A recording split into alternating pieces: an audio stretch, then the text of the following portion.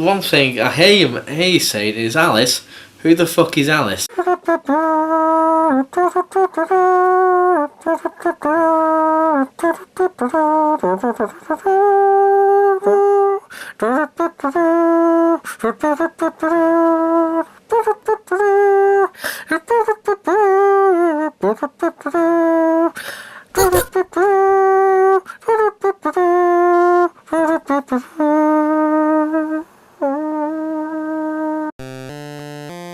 Welcome to your doom. Shut it and get over here.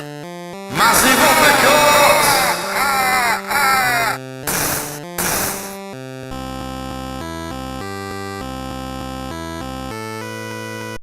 Hello and welcome to the JabJab show. This is the idea of this little segment you're watching here right now live is just an introduction to a film review. One of the early film reviews. At the time I didn't have any kind of intro and outro ideas and so on, so this is just going to be kind of bunged at the start of it and let's see what happens. So bear with me, and we'll get there. I mean, I'm aware the sound quality and the visuals might be a bit rubbish compared to now. Obviously, you can tell I've got thousands of people behind the camera now watching because it's such a big production. 15 trillion quid worth of production. Anyhow, without further ado and all that, so this is my review for A Thing. Today I'm reviewing Alice Through the Looking Glass. I watched this yesterday. I'll make some notes. Basically,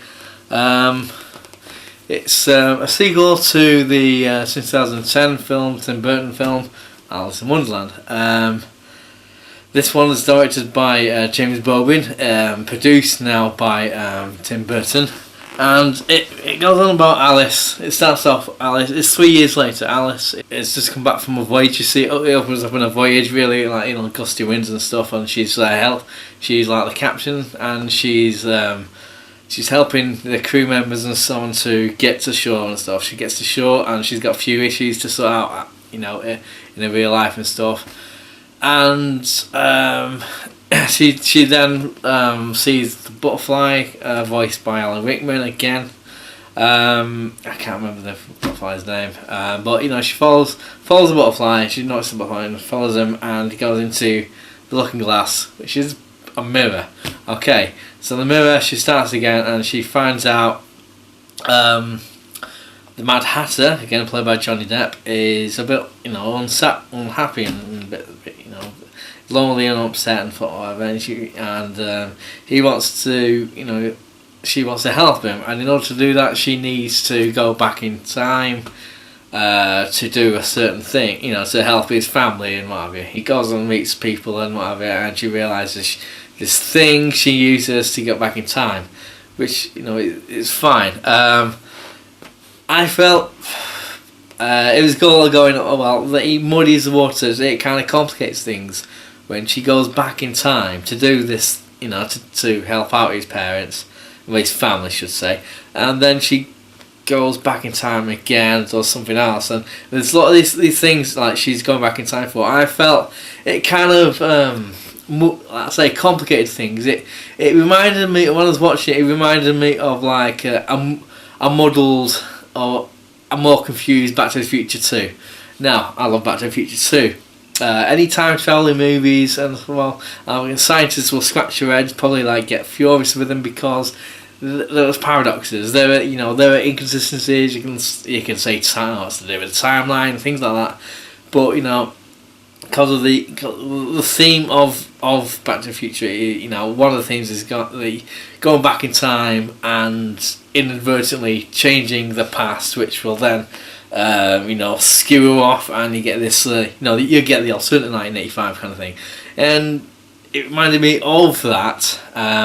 But I'd say if it just did that one time travel thing, I'd have been happy. The whole cast of the original come back for this one.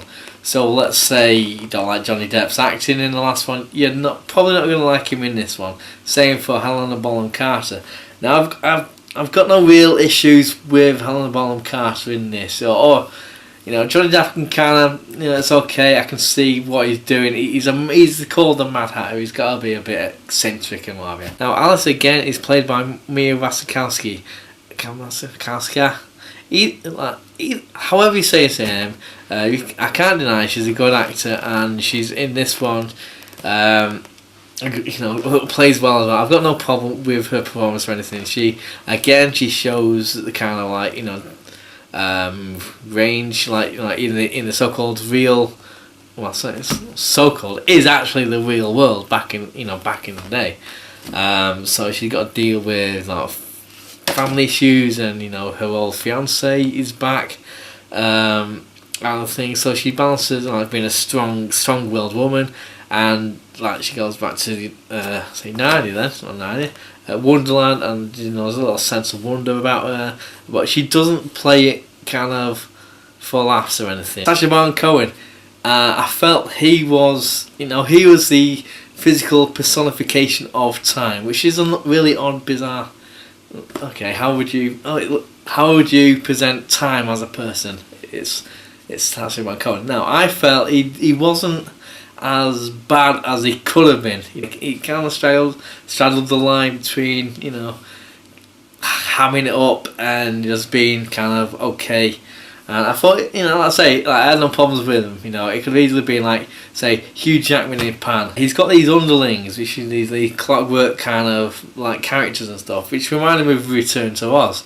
The whole TikTok character and all of it. It's just the character design and what have you. The new ones in this film I liked a lot, and the sets and what have you. There's little arcs of the Red Queen, Helena Bonham Carter. I feel you probably could, even the White Queen, you could have taken their subplot away on them altogether, their characters altogether, and it wouldn't have harmed the movie. It probably would have enhanced it, because it would simplify, make the movie, make it stronger where it should be strong. The CGI in this film, especially during this time traveling, getting in the sphere and going to these different time zones and stuff, at times it was a little kind of jarring, the CGI. I mean, but then you got to say, how would you otherwise visualize this? Put this on screen as a thing. There's that, but there's also, I found, a little bit too much reliance on it. There's a fight between characters, certain characters when they're traveling through time and stuff, and it's a little kind of too blue screeny or green screeny. I don't think he's as strong visually as Tim Burton, but obviously he's got to keep it consistent to a point, to a certain degree. Obviously they've gone to the same world, same character, same this or that, but I think I feel the first film is probably better visually and probably story wise as well. Much like Man of Steel for me was a simpler story than Batman v Superman, and therefore for me, story wise and everything, it's a better film. Man of Steel is a better film than Batman v Superman. Don't really got to dwell on that too much. All I'm saying is keep the story simpler, and it would have been a stronger film. I felt, are Disney gonna franchise this out? I don't know. It'll probably, despite what I say, but despite any other reviews say, it's coming out at a time when kids are at school, all the rest of it. It probably make a shit ton of money. So who knows? I like the film for the most part. Okay, I liked it. The set design, like the first one. I like the first one. Set design is brilliant. I love the set design in this. Especially I like the opening. The first film is very polarizing. It's very like it. You either like it, really like it, or you really don't like it. I don't like it, depending on the reviews out there and so on. But it made a shit ton of money for Disney, and Disney for some reason took 6 years to get the sequel going. But anyway, here we are now. So them's my opinion. What's yours? Just let me know below, and like, comment, subscribe down there. Yeah, not putting a rude thing. I'm talking about the comment section. So yeah, let me know what you reckon, and tell all your friends and everything. And in the words of the new Cyrus, send the word.